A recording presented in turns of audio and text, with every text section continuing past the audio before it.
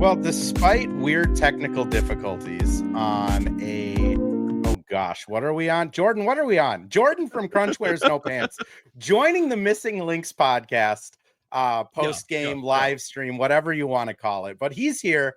I'm here. We got the thing to work. Ads are working. This is all great. Jordan from Cruch Wears No Pants. How's it going, man? I'm doing so well. Actually, if you would have asked me that like 25 minutes ago, I would have been down in the dumps. But during the post-game presser, I was able to do some breathing exercises. I came to grips with the loss, and I'm excited to talk about it. I don't know if I'm excited to talk about the loss, but I'm stoked just to chat Lynx with my guy on the stream with the ads working. Should be a hoot and a half. Well, if the ads didn't work, I would have just thrown them to Jordan because, man, you do top tier ad reads on the Cruch Wears No Pants podcast. Thank you. Send the talking points my way, and I'll just wing something real quick for Pence Homes. We'll make it happen. Hey, there we go. Well, I guess we'll get into it. Cole, right off the bat, Missing Lynxes is about right. Post game, Cheryl took 2 questions because the Vegas reporters that were out there didn't bother to ask her any. And her assessment was basically we wasted an offensive performance that was really good because we didn't play any defense. She said that they watched clips at halftime of them just mental lapse, effort type plays that they weren't necessarily playing. And I kind of asked a follow-up question of just like, so was it Aces or was it Lynx related? And she's like, well, the Aces have 4 Olympians, but also like we played terrible defense. I mean, that's kind of my take on it too. How about you, Jordan? Yeah, I don't want to mansplain Show Reef, but that's about it. Like that's my appraisal of the situation as well. And that's like what I was kind of mentioning, like going into the show. I was heated. Like I was up to, do you mind give me 90 seconds of runway here, Andrew? Oh yes, by all means. So I was watching the game and I was like, okay, Lynx clinch. Let's not risk injury. Let's just chill out a little bit. All good, man. And then like they kept hanging around. And then I got emotionally involved, and I know it's like my favorite team in the W, so you kind of start to lean in, you know what I mean? Yep. And then you can just kind of see we have on one hand, we have a team that's kind of hungry, gunning for 13 in a row, trying to prove themselves after being embarrassed by, the Lynx and the league at large. And then another team was like kind of clinched it, and you're kind of using these games, this weird nebulous period in between, clinching and the playoffs, like test new things, new lineups, new game plans, but also mentally you're probably just checked out. Yeah. Like how much juice, there's spurts, like the stud buds turned up for a little bit. But like how much juice do you really have when like you've done it? So now like your eyes are to the playoffs, you know what I mean? The drive for 5, and this is kind of like just free money at this point, but you don't want to lose that intensity. So I get it. And that's why I was able to calm down. I was feeling a lot of what Cheryl was feeling too. Like, yeah, I'm more forgiving of it probably. It's unfortunate that we wasted like that offensive showing, but also I get it. Am I being like a lame fan and just excusing it? What do you make of that? It's hard to just say like, we're just excusing it because I don't think this will be excused. Like I honestly am kind of afraid for the Valkyries on Saturday because Cheryl, we got sad Courtney Williams and sad Napheesa Heidemann at the post, like for the players tonight. And both of them were pretty bummed out about the loss. And it's because Cheryl's going to make sure they are ready and accountable and that this doesn't happen again, especially in the next game.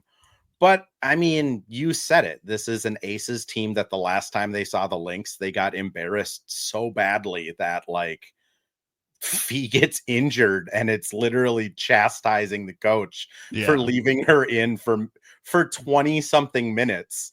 It does feel karmic.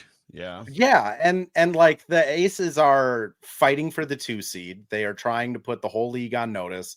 Asia Wilson's kind of smelling that MVP trophy in the water again. Dog, she's hooping, bro. The last 12 games, I was looking through the box scores. I'm not going to claim that I watch the Aces that frequently. Maybe like once a month during the season, maybe twice outside of Lynx games. Dude. She's really good at basketball. Yeah, dog, I get it. Like I tweet a lot of things in favor of Fee, and that's like, that's discounting Asia. Sometimes it's discounting everybody, like Lynx supremacy forever. Yeah. I'm a mean fan. Like let's like make everyone feel bad. But I was watching her hoop. I'm like, dog, this is Olympian status. Like this is why I have a pair of like her shoes, like the Cosmic Unities. I don't have the A1s yet, but I do have the ones, her personal editions from that she was wearing before she had her signature sneaker. I'm like, yeah, cool. This is why I bought her shoe. Like this makes a lot of sense. So it's nice to be reminded as to why like I frick with this player so heavily, even though it came at the MVP agenda, it came against that. But yeah, it's going to be interesting to see how much like voters weigh in this, because and Cole asks in the chat here, Fee's getting dragged online, which I don't doubt that at all. And Asia passed Fee in points, so we can no longer say Napheesa Colliers, the defensive player of the year, is leading the WNBA in scoring, which that's been one of my favorite things to talk about all season. But at the same time, like everyone I've talked to that has a vote has pretty much said it's Fee. I hope so, but also like Fee missed. How many games did she miss? 6. She missed 10. 10. So that's congrats, Asia. Good job. I made it. That's kind of what I did in my last article, shameless plug. That's kind of what I broke down, was just Fee is having this historic offensive efficiency season. She is putting together like everything on paper. She's a top 3 defensive player, maybe the best offensive player in the league this year on the best team. But no one's ever won the MVP missing more than like 20% of games. And Fee's going to be like right at that margin with missing 10 out of 44. But that being said, I think a lot of voters have made up their mind, and maybe that plays into it. I think the other side of it too is, Asia, if she does get the award, I do think Fee probably wins Defensive Player of the Year, which sucks for like Alana Smith, but I feel like they will try and split those 2 awards up to kind of like reward each of them. Either way, we get a new Playa Society shirt with Napheesa on it. So I'm cool. Either way, if I get a cool caricature shirt from Playa Society with my favorite player on it, like I'm cool. That's all I need. I'd prefer it to be an MVP iteration this time, but I get it. Dustin just drops in, says defense was soft but hilarious when the Aces had to put the panic button against our bench. Yeah, they Heidemann came in, made it close, and the Aces had to kind of just really freak out at the end of the game there. They were holding on for dear life. I was really impressed by how just locked in as a team the Aces are right now. Very, very scary going into the playoffs. Like when the team gets hot, it's kind of like I think of like the WNBA playoffs a little bit like the NFL, in that, in the NFL it's just it's a 1-game series, so you can just get hot and win a Super Bowl. The the series are short enough where if you get hot at the right time, you could run it up. Kind of like the maybe even like the NHL too. From what I understand of. I don't watch a lot of hockey, but everyone tells me if you have a hot goalie, you're set. I don't know what that means. I don't mean it. I don't know if that means like you could identify a hot goalie is hot, or if it's just like he's saving a lot of pucks. Let me see. I just looked at Manny Fernandez, the one wild goalie I know, and I don't think he's necessarily like hot. I know as a heterosexual, I'm not quite sure, but I don't think he's hot. KJ pops in the chat here, and I think someone commented on X too, saying, BC didn't get the ball more. I've asked Cheryl about this so many times this year. I didn't want to ask again tonight, but like BC has a shot quota of like Cheryl wants her to shoot 10 times a game. Like that is what they want BC to do. And she just kind of doesn't. I mean, she knocks down 3 in the first quarter and then kind of disappears on offense. Defensively, she was great all game. Like I think she was one of the few players that had like a good defensive game.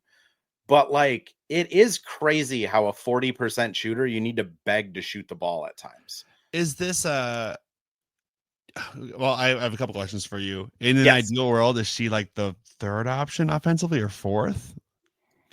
I think in an ideal world, she's probably the 5th, to be honest. Okay. Like it probably goes Fee, K-Mac, Courtney, Lan, BC. Yeah, so I mean, there's like that's the root of the issue right there, and I guess it's not really a question. I chalk it up to just champagne problems. I mean that a lot of times that's what it is. It's just interesting how much Cheryl talks about like really needing to pressure BC into shooting the ball more. And like part of that might just be like BC's a very smart player and is like, hey, we got the MVP, an all-star, and another all-star that are all really good at scoring the ball. I'm going to just kind of drift over here and make my impact on defense. But I kind of feel like tonight is one of those games where, I mean, she should have had 12, 15 shots. Just let BC huck it.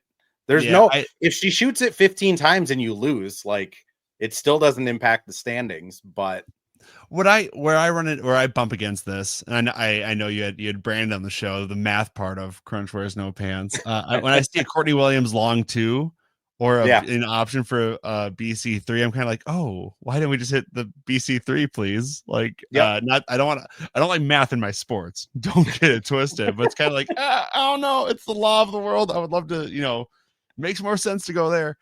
And I know Courtney Williams, mid-range god. But yeah, I think it's like a champagne problem thing, and maybe it'll be a playoff magnet ball situation. That's what I'm kind of making on, because the game changes in the playoffs. So hopefully it could be.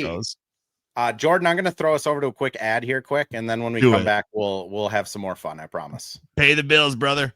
Yes. Well, hello. Thank you, Livestream Andrew. This is Ad Read Andrew. And today we have Firehawk Construction and Remodeling, the presenting sponsor for the Missing Lynx podcast.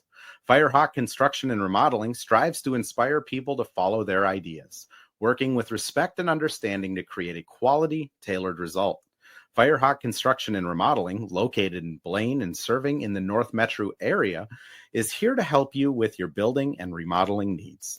I can say personally, thanks to Firehawk Construction and Remodeling, I have a beautiful deck in my backyard and countless projects that I started, they finished. Get started on your new deck or remodel today by calling Isaac at 763-710-5686. So Jordan, I want to talk stud buds. I would love to talk about stud buds with you. What do you got? So first off, Vogue cover today. Like that's insane. They've slam covered, Vogue covered. They were the hottest attraction at the state fair. Like it's just kind of taken over. Like literally at the Connecticut game, there was probably more pink wigs than Connecticut fans, which I mean, they're not very good this year, but still like pink wigs for the stud buds. I mean, you've kind of latched on to you've always been a Lynx fan from what I hear from your co-hosts, that you were the OG that drug them into this. Yes, but I brought them home.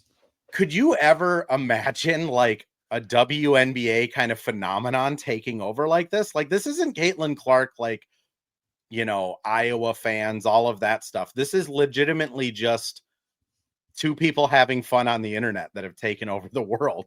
I mean, it doesn't seem implausible to me. So after my radio career, I did a little stint in advertising, and I was tasked with finding sports for my client to be on. And given their budget level, we had to look at women's sports. And it was tennis, golf, and the W as like the highest ROI, highest growing. I know this is kind of gross to talk about, but it's like, no, it's fine. These are the sports that were like, we're talking about advertising. And it's like, so this was back in when I did that was early 2021. So like there was seeds, there was kindling for a WNBA. Like there were signs back then, like in the advertising industry, which is like, for whether you like it or not, like kind of an arbiter of culture. Yeah. And then you pair that with like the live stream, and you pair that with the personality, and you pair that with like, the Caitlin Clark gas on the fire of the W, which, a rising ocean raises all ships. And it's like a perfect storm to be at the right place in the right time. Would I have expected it to come from the Cheryl Reeve organization, Minnesota Lynx? No. No. So could I see this being a thing? Absolutely. Especially given W fans and like just the online presence. At least what I see on Twitter, I don't post much on Blue Sky, but I imagine it's also on Blue Sky. It makes sense, but I don't think it'd be under Cheryl's watch. I don't think I would see Cheryl dancing the Nuck If You Buck, if that was the question. Like that's quite asinine, and I love it. But I'm proud of them. They're, get your money. Get your money, team. 100%, Courtney. That's the important part. Like these people are going to make more money probably doing stud buds than their entire WNBA like career. Mm-hmm. But like to me, it's still just like Caitlin Clark comes into the league and it explodes. And I think everyone kind of understands that the fan base that came in with her was a very new fan base that maybe didn't understand a lot about the W. I mean, we have Simone Augustus getting in fights at midcourt and like it's a physical league, all of that stuff. What a time. Right. A beautiful time. And now it's like, you know, these two kind of like outgoing personalities decide to do this live stream and they are like, we're just going to be us, but like in front of a camera. And I can attest, like that is to the T exactly how they are, whether you're just talking to them off to the side, in front of a mic, them at practice, there is no difference. So they are not doing, it's not an act. Oh, it's not a bit. Anything. It's just, people crave authenticity in like this crazy, stupid digital world. Like they crave like the live stream. Why do people like live streams? I know it's digital and I was just like shitting on it. Sorry for swearing. As you're currently on a live stream. As on a live stream, but you know, but it's authentic and we don't get much, authentic stuff, especially in like, you know, on the NBA side, it's also manufactured, not to cut you off, but like people are going to, it's very magnetizing. What were you going to say? I was just going to say the other side of it that like, again, given like the current like world climate that we're in, these are two like masculine women doing a live stream. Oh, what's going on in the world right now, Andrew? And like it just explodes like that. Like one, it gives me hope in humanity. That's what I'd say, that like they are popular across everything. But the other thing is just like I can't say I would have expected it like this year, that like them doing that type of thing would just explode like this. I'm glad it's happening. I wonder how long it can last. Yeah. But I don't like where does it go besides just being like two friends, two buds, two studs being buds, you know, like where does it go from here? But like it's cool that they capitalize on the moment. I'm glad it's happening, and I'm glad it's happening on my favorite basketball team, which is tight. I mean, that's the other thing. Like they're doing this partying at All-Star Weekend, doing all the things that they're doing, and they're just casually on the best team in the league. And let's get it back to basketball a little bit, because V Marie asks or says on YouTube, guard play is a little unhinged, undisciplined, erratic, and impatient. Doesn't help the flow. Yeah. That's a good take. Yes. I don't think that's an unpopular opinion. At least like I kind of share that opinion. They're like fire and ice, but both in a very chaotic way. Like, oh, when it works, it's so sick. So it's fine. Exactly. I think what I would say is like Courtney is probably going to lose you a playoff game in a 7-game series, but she'll probably win you one as well. And I think T probably is a little less chaotic. Like she's a lot more stable on the bench. So she probably wouldn't lose you a full game, but she's probably not going to like win you one either. So I think it probably balances out. And the weird thing with these two is like, you can bench one of them for the entire game and they are like jazzed on the bench, like cheering the other one on, which is so uncommon in sports. It is cool to see. What I struggle with is like, you know, as we drive for 5. I think that's the slogan that they're launching. That is the slogan. That's the one I keep seeing. It's better than hashtag links recognize. I'm sorry. I'm gonna links recognize the past here. It's hard to go like, you know, go from like the organization of an excellence of Lindsay Whalen to like the absolute chaos of Courtney Williams. It's kind of like I love it. I love it both. I love an organized offense, and I also love a like what the hell's going on type offense.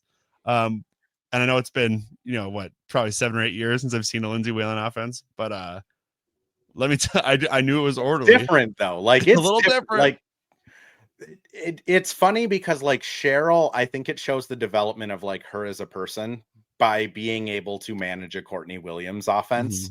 Because Cheryl like openly talks about how she will call a play in the huddle and Courtney will like forget what she called and have to go like ask BC what the play call is. Yeah. And it's just like, Lindsay would never like. Oh, wait, didn't she have a quote about that where she was like, "Yeah, Courtney has like challenged me, and I've challenged Courtney, and we're on the same page. Like we want to win, and that trumps all." So yeah, you know, Courtney can be. I think I might have retweeted something. I probably retweeted something you posted. What's new?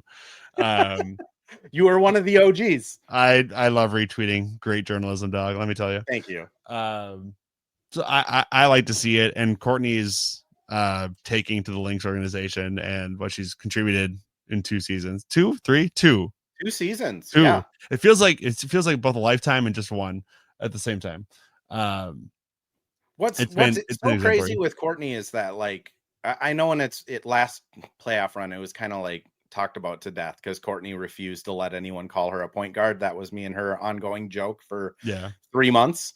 But like, she's only played point guard since she got to Chicago. The first, like, how old is she? 30, 31. The first 27 years of her life, she never played point guard. Now she's very good at playing point guard, but it is just hectic. Like, Courtney has the same and it's so interesting because they're both from Atlanta or the like Atlanta area, but she has the same confidence that Anthony Edwards has, where she's just like, oh no, I can make that pass. And there's no way she's going to be able to make it, but she's going to try it every time.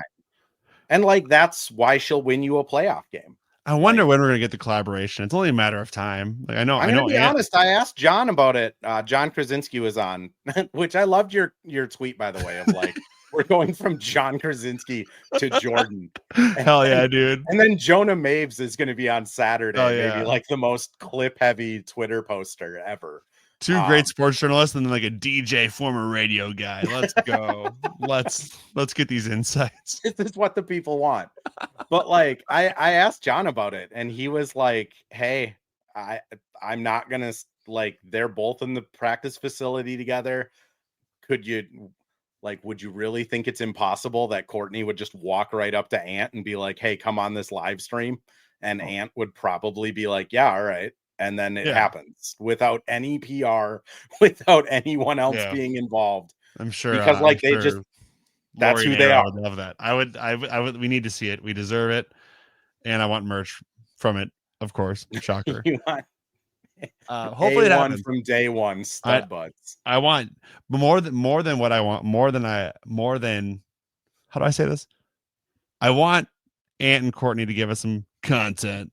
Desperately. What I want more is back-to-back WNBA and NBA rings. That's what I want. Same season. It'd be sick to go back-to-back with it. It would be. Jordan, I'm going to throw us over to one more ad, and then when we come back, we'll just kind of talk the rest of this. He's rich. He's got. And we're back with another ad read. This time for Pence Homes, the presenting sponsor of Hitting the Hardwood Network. From the best tools and technology to transparency throughout the entire process, Nate Pence and the Pence Homes team is the top choice for buyers, sellers, and is proud to support you and your home ownership goals. Get started today by calling 612-308-1122 or by emailing info@pencehomes.com. Oh, the .com stayed. So anyone who said the .com was going to stay today, you can cash out wherever you're placing those bets. This is my new thing. I don't know why StreamYard, sometimes it finishes that ad, sometimes it doesn't. Wow. I don't know why.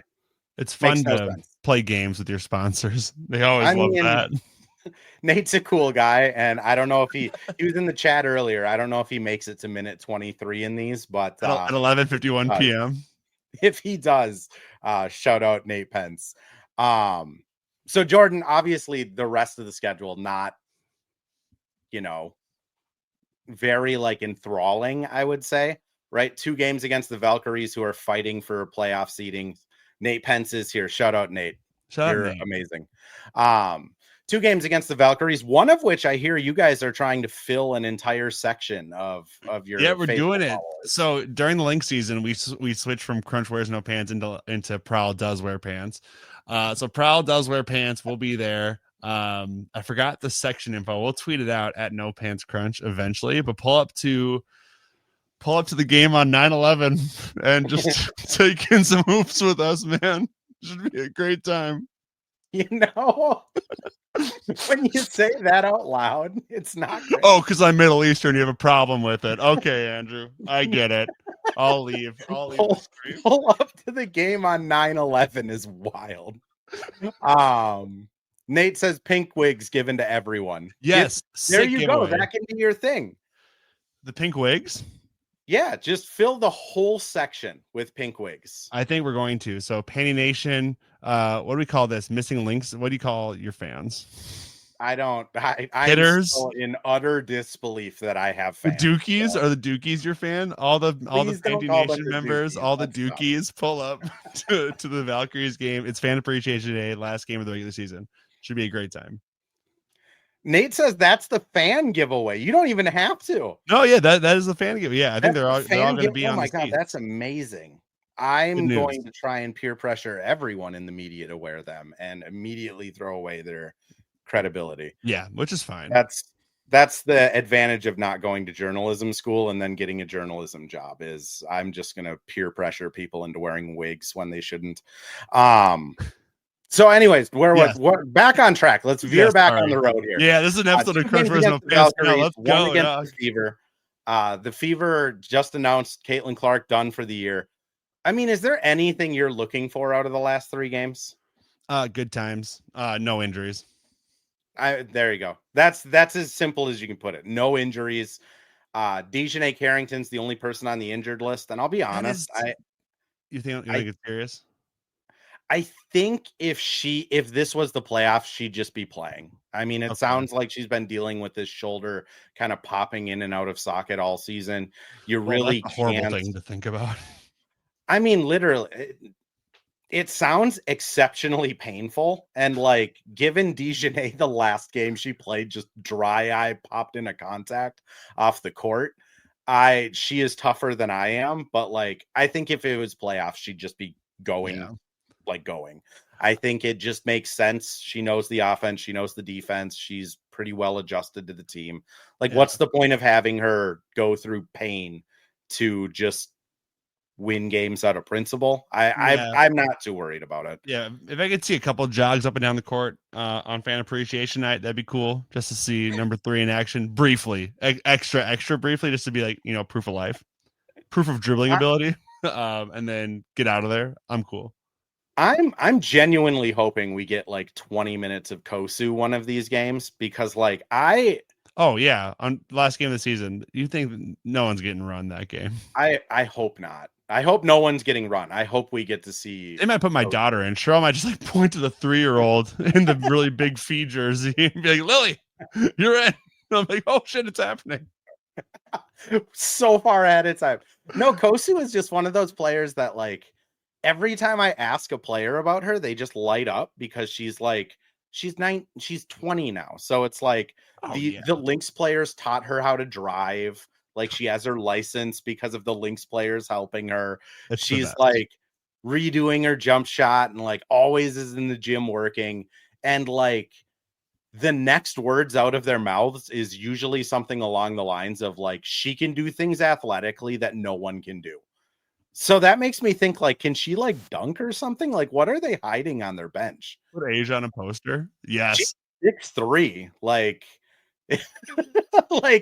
Is she going to finally get some run and just put up 25 and look amazing?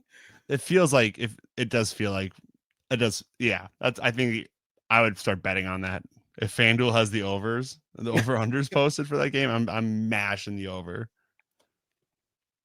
V Maria, we'll close with this one because I do think this is a good question. Not that all the other ones were bad, but first Nate says we missed Nate tonight. I completely agree. I think that would have that would have helped a lot.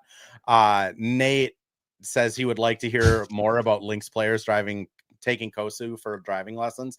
Yeah, that was actually Masha Kluendikova that broke that story, saying that they were taking turns taking her out on the road to teach her how to drive. Incredible. And she has her license yet. So just avoid the North Metro area if you're afraid of Lynx players that may have just gotten their license.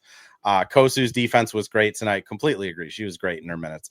V Marie, though, says small concern Cheryl is yet to develop a rotation. It's very random in how she uses T, Shepney, and Masha, which leads to big minutes for starters as she forgets about the bench. I mean, Jordan, you've been watching this team forever. It seems like that's been just a Cheryl Reeve forgetting about the bench. Yeah, that's still, Diamond Miller, Alyssa Peely. The list goes on and on. Crystal Dangerfield, even. Yeah, remember her? Deep pull. Deep pull. Deep pull. That's just how it goes in a Reeve offense. She's going to ride the hot hand. Yeah, I'm not terribly concerned about it because we have 4 banners. Yeah. I feel like a Patriots fan right now. Like, yeah, it's fine. Belichick will fill it out. It's going to be cool. Like, it's really what it is. I mean, I think Cheryl, like with T and Courtney, she has pretty figured out. Like if Courtney's having a bad game, T is going to play 25 minutes. If Courtney's having a good game, T's probably playing 12. I would assume with BC, she treats Dejanay kind of the same way with Bridget, of just if Bridget's having a rough game, Dejanay is going to play a lot. If she's not, Bridget's going to play a lot, and we're not going to see a lot of Dejanay. The Shepherd, Masha, Smith, Fee, like 4 big kind of rotation minutes. Those are the ones that I think really suck for everybody involved, other than like Fee, because Fee's going to play 37 minutes no matter what, all playoffs, every single game, because that's what she does.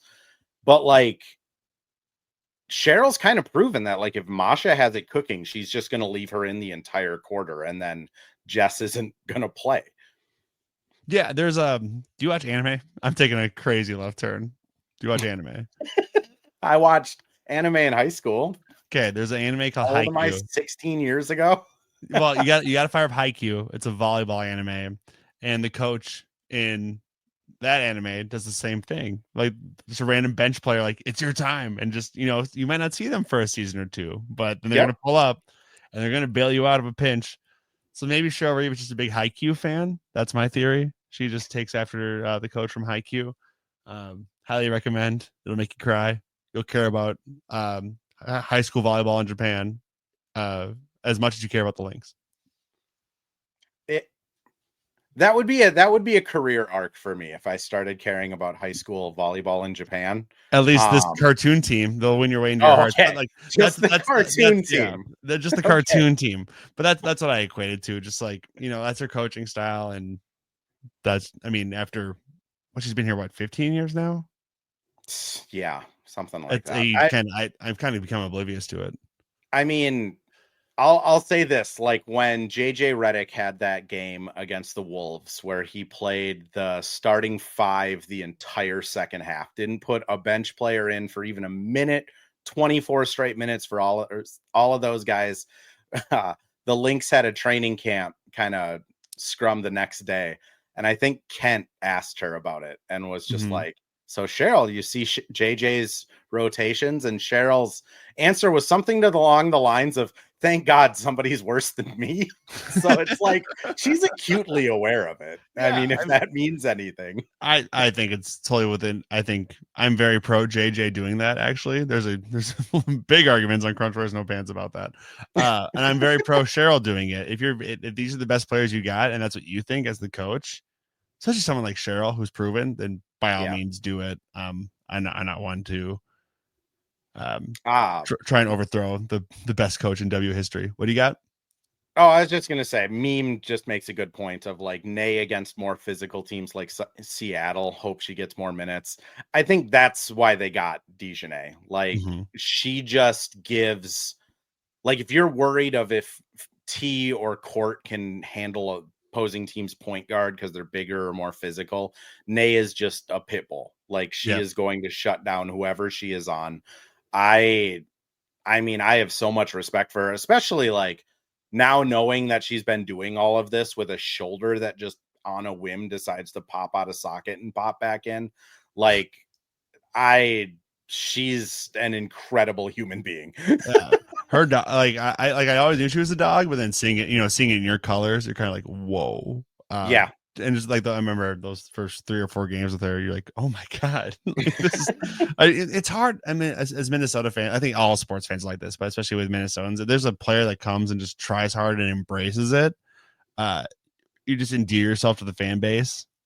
It's really, I think it's especially inviting. Minnesotan though. Like we got that Midwestern work ethic, and Dejanay does too. There is something to that though. That's like specifically Minnesotan, where it's like you can be of any background, you can have like criminal history. It doesn't matter. You come to Minnesota, and if you're just like the last person at practice and play gritty defense on any of the main sports, you just immediately have like a cult following. I'm trying to think about an example of like a hardcore criminal coming in and getting, I don't think so. Like, I'm trying to think. I don't think we've had any hardcore criminals. Oh, hang on. Randy Moss smoked weed once in a blue moon, so like he kind of counts as like stray cash, homie. Stray cash, homie. All right, Jordan. I think that's all I have. Do you have anything you want to plug? Anything you want to throw in there quick before we get out of here? At No Pants Crunch, I'll plug it one more time. So we are Crunch Wears No Pants, or Prowl does wear pants depending on the season. We love you so much. Pull up. All right. That's all I have. All the Lynx fans in here. I mean, the 256 of you that have come by to check this out at midnight. You guys are wild, but that's super duper real ones. That's why we do this, though. I mean, you guys, Lynx fans deserve. I will no longer say good content because Terry made a good point a couple pods ago saying like we're providing content. It's up for them to decide. That's like the most on-brand Terry Horseman thing ever. But you guys deserve content. Like you deserve live streams. You deserve some of the stuff that the Wolves do or any other professional sports do. And you guys are the best fans in the business. So thank you all for coming in, and we will catch you after Golden State's game with Jonah Maves.